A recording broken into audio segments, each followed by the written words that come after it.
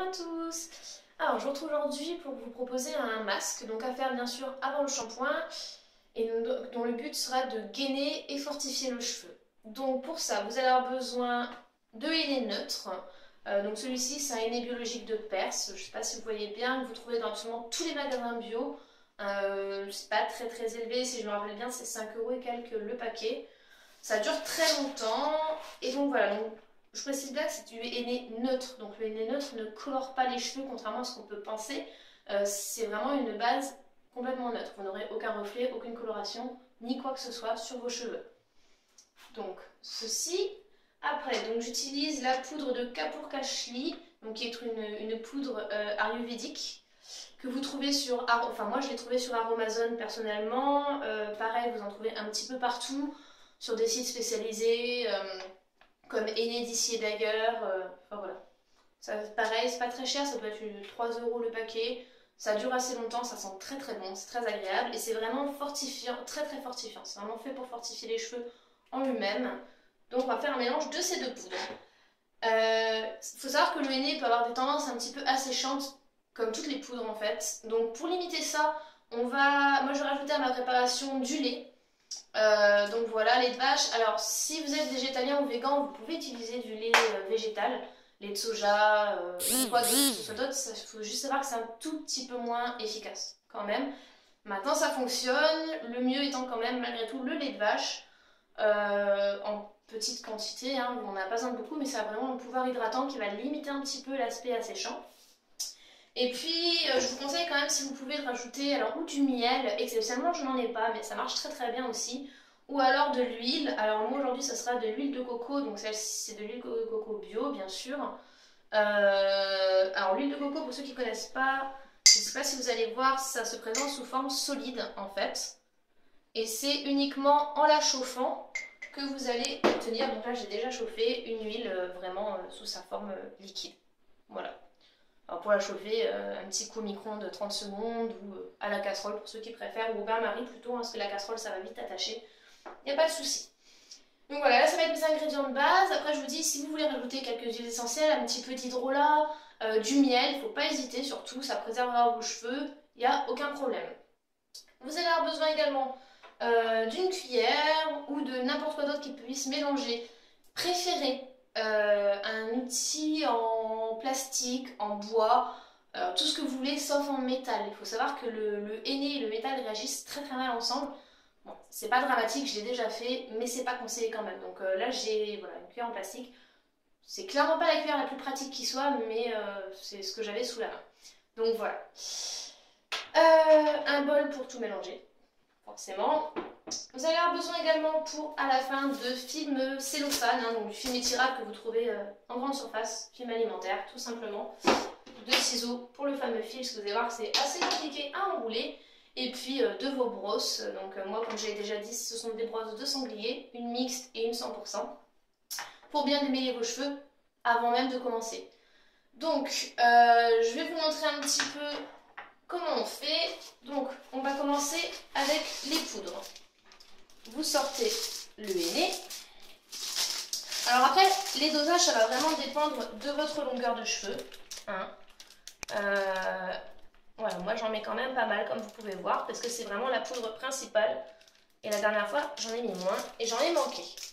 Donc voilà, vous voyez, ça fait une petite quantité, je dirais 3 cuillères à soupe, hein, à peu près. Je complète à peu près la même quantité, j'en mets un tout petit peu moins personnellement, avec ma poudre de Kapoor Kashli, voilà, que je rajoute par-dessus, qui a vraiment une odeur absolument exquise, que j'aime beaucoup. Voilà, hop, pas besoin de beaucoup plus, hein, c'est largement suffisant. Si vous voyez que vous manquez, vous pourrez rajouter. Donc, vous voyez, ça donne à peu près ça de poudre. Hein. Alors, pour la base de la poudre, vous n'allez pas pouvoir mettre que du lait ou de l'huile. Vous pouvez, mais c'est pas conseillé. Donc en fait, je vais rajouter un tout petit peu d'eau. Alors, pour l'eau, le mieux c'est qu'elle soit tiède. Donc je vous laisse la faire couler un petit peu avant. De l'eau chaude, ça prend pas bien. Et de l'eau froide, en fait, ça va faire des grumeaux assez rapidement. Donc, voilà, préférez l'eau tiède. Voilà, donc là j'ai de l'eau tiède Je vais mettre petit à petit. On n'en met pas trop. On mélange déjà et on voit ce que ça donne. Vaut mieux rajouter en plusieurs fois plutôt que d'en mettre de trop, devoir rajouter de la poudre. Vous voyez, là, je suis très très large. Hein, je peux en remettre beaucoup.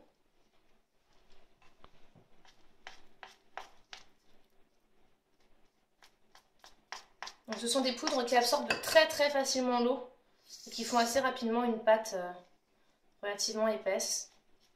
Et nous, notre but, ça va être de rendre cette pâte vraiment la plus, pas extensible, mais presque. Elle est vraiment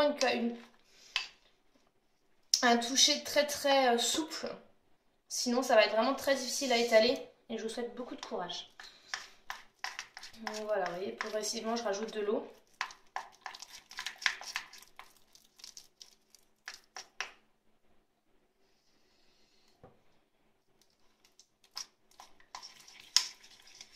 Alors, il y en a qui utilisent pour se faire des petits pinceaux.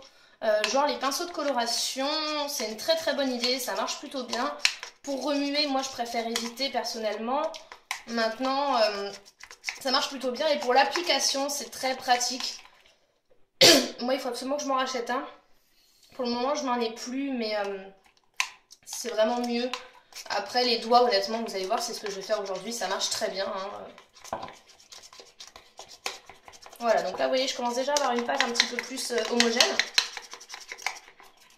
C'est un peu comme en pâtisserie, hein. On n'hésite pas à bien battre. Donc quand j'ai c'est à peu près cette consistance-là, vous voyez, hein, c'est quand même assez pâteux.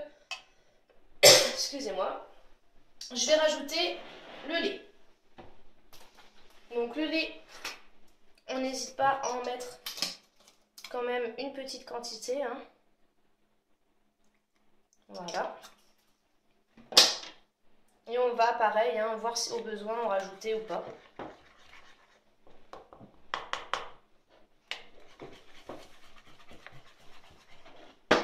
On mélange bien, on attend bien que ça soit absorbé.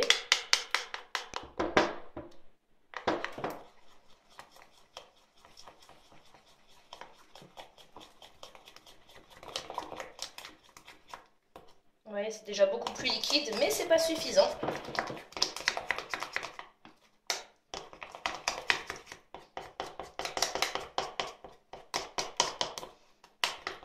Quand vous commencez à avoir cette consistance qui est déjà bien plus souple, hein, bien plus agréable, voilà, on rajoute tout doucement l'huile. Voilà, on mélange un peu. Alors l'huile, j'en avais fait chauffer un peu plus que prévu, je rajoute pas tout. Hein, c'est bien de mettre de l'huile, mais trop ça va... Enfin, c'est pas idéal, ça empêche le produit de bien pénétrer. Ça marchera quand même, hein, mais voilà, trop c'est à proscrire quand même.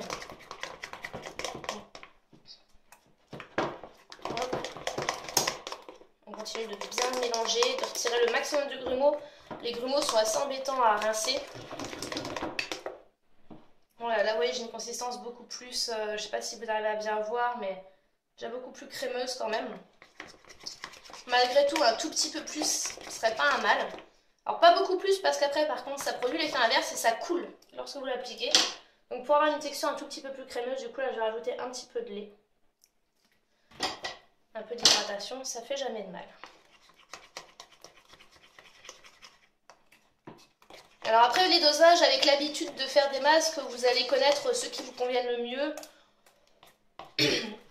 Moi j'ai fait petit à petit et encore aujourd'hui je tâtonne, je rajoute des fois certains ingrédients. J'observe ce que ça donne et voilà.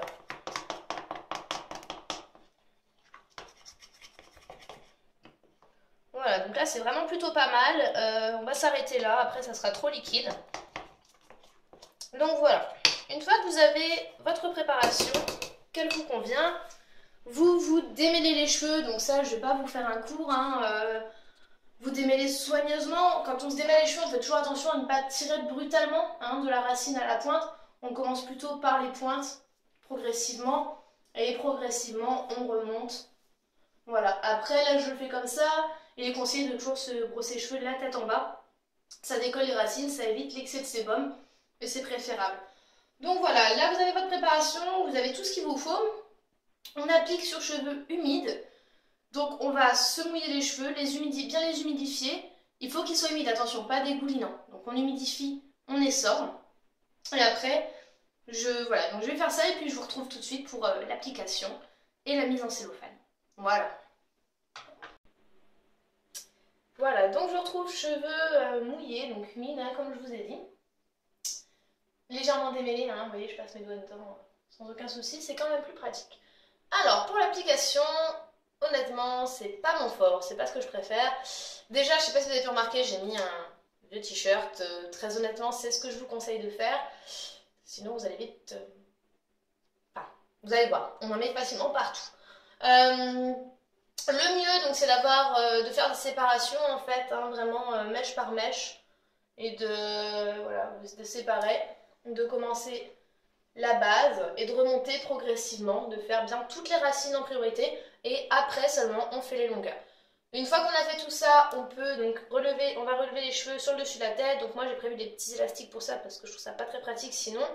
Et puis une fois que c'est fait, on s'enrubane de cellophane. Voilà.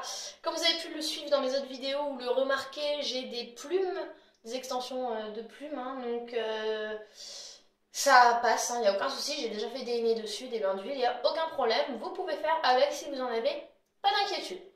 Bref, passons aux choses sérieuses. Donc vous prenez votre petite mixture et vous tartinez.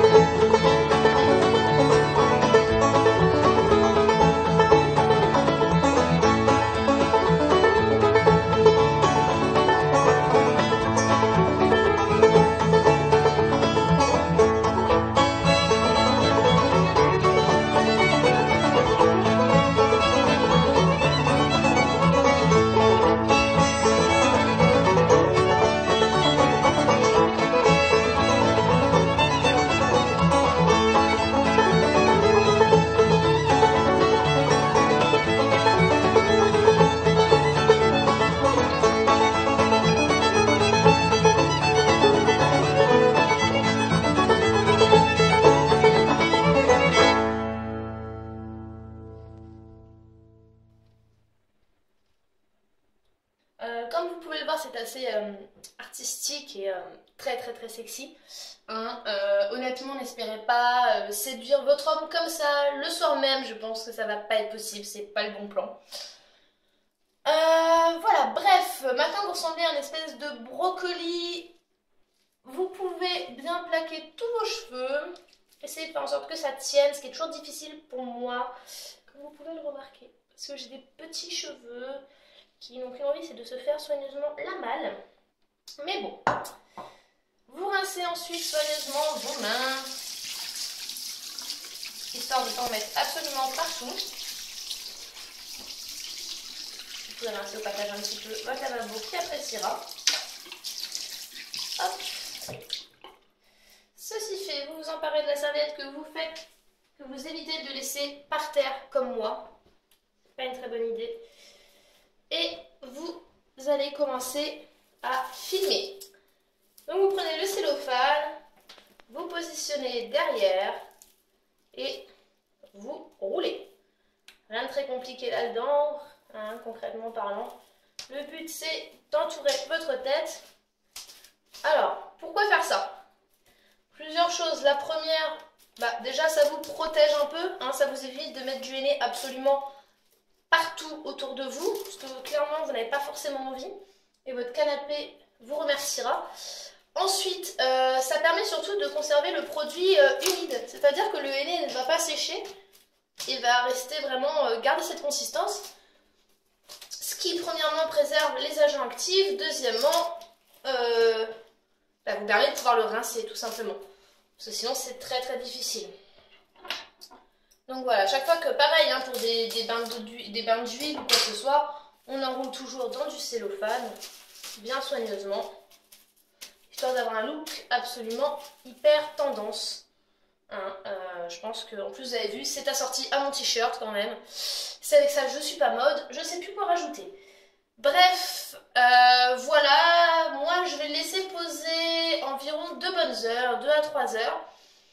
Vous pouvez le laisser poser la nuit entière si vous voulez, c'est pas un souci. Maintenant, je vous le déconseille quand même si vous êtes blonde. Effectivement, il a été démontré, enfin, chez certaines personnes, pas chez toutes, qu'au bout d'un certain nombre d'utilisations, le henné neutre chez les personnes blondes ou de cheveux clairs a tendance à donner des teintes un petit peu vertes. C'est très léger, ce sont que des reflets, c'est seulement au bout d'un certain nombre d'utilisations. Mais voilà, si vous avez cette teinte de cheveux, évitez de laisser poser trop longtemps et d'en faire trop souvent, surtout, c'est pas bon. Dans tous les cas, ce sont des poudres, les poudres ont quand même un pouvoir asséchant. Moi, je sais que personnellement, je laisse jamais plus de 3-4 heures, justement pour éviter que mes cheveux soient secs après. Ce que je veux, c'est leur donner un aspect, voilà, les gainer, les fortifier, pas les assécher. Donc voilà. Comment rincer, vous allez me dire. Alors pour le rinçage, c'est tout simple. Une fois que vous avez fini, vous rincez soigneusement d'abord, donc en massant bien au niveau du cuir chevelu, très important. Vous rincez, donc après vous faites 1 ou 2 shampoings si vraiment vous voyez que ça n'arrive pas à partir. Moi personnellement, pour ce faire, là aujourd'hui je vais utiliser, donc j'en ai déjà parlé dans un autre article, le Helvetia Natura, qui moi fonctionne très bien, ça retire mon henné. Par contre il est pas suffisant sur des bains d'huile par exemple. Pour le henné, moi il fonctionne. Si vous avez un après-shampoing que vous appréciez, ça peut être conseillé pour justement bien lisser vos cheveux après et les récupérer plus facilement. Et puis voilà, le masque est installé, donc bon, je vais pas vous garder en vidéo tout le temps, mais je vous montrerai un effet une fois rincé, ce que ça donne sur les cheveux. Donc pour l'avoir déjà fait, vous avez des cheveux beaucoup plus épais, vous sentez vraiment une masse. Une fois que vous avez rincé, enfin moi ça fait ça, j'ai vraiment une masse, j'ai l'impression qu'ils sont gorgés d'eau encore alors que non. Et une fois qu'ils sont secs, ils vont avoir tendance à avoir beaucoup plus de volume, à être beaucoup plus soyeux, avec beaucoup plus de volume. Enfin, vraiment, c'est vraiment un soin qui est intéressant. J'essaie de le faire 1 fois par mois, personnellement. Pas plus non plus, mais voilà, 1 fois par mois, je trouve ça très bon pour les cheveux. Donc voilà, j'espère que cette petite vidéo vous aura plu. N'hésitez pas à poser toutes vos questions en commentaire, j'y répondrai. Si vous avez testé ce masque, si vous utilisez également ces poudres, mais associées d'une autre façon, voilà, faites-m'en part, laissez vos impressions, vos commentaires. Si vous l'essayez, ce que vous en pensez, peut-être que ça ne convient pas à votre type de cheveux, n'hésitez pas à nous le dire, comme ça on pourra voilà, peut-être mieux comprendre les éventuelles interactions. Moi en tout cas j'en suis très contente, je vous montrerai les résultats dès que ça aura reposé et que mes cheveux seront secs. Et voilà, j'espère que ça vous conviendra et que ça vous a plu. Bonne soirée à tous! Voilà, j'espère que cette petite vidéo vous a plu.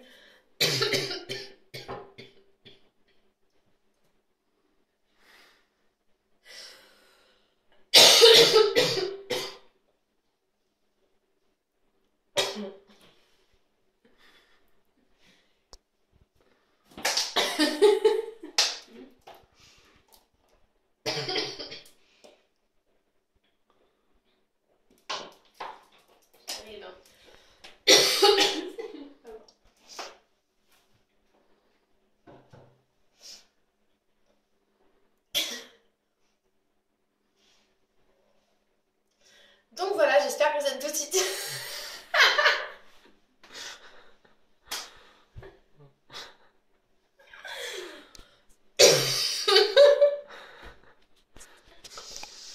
On se remet dans le bêtisier, ça. Ouais, tu vas y arriver. T'as vu ma tronche, je ressemble vraiment à un brocoli. Bref.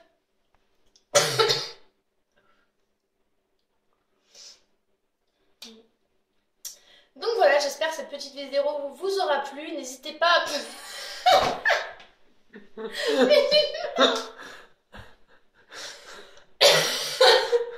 La vidéo.